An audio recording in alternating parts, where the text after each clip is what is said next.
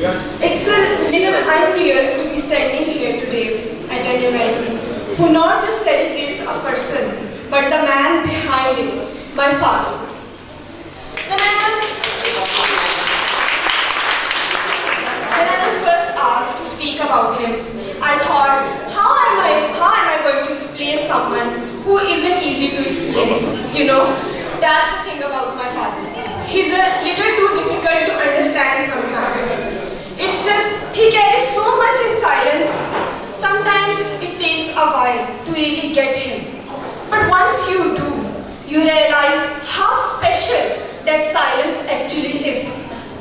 He gives me confidence, quietly but strongly. He is the reason when the moments came where I second-guessed myself, the things I used to hesitate doing. But I would just look at him and he would say something so supportive, loving and simple. I would be like, maybe I could do it. Confidence from him was turning point of my life actually. He's a man who gave me confidence even though he was piled up with all of his work. And the funny thing is, he says yes to almost everything I say. He says yes and I would be like, it's just his softness, he's just being soft on me. But now I have realized it's not softness, it's his trust. Trust in my choices. It's his way of telling me that I believe in your choices even though you don't believe in them yet.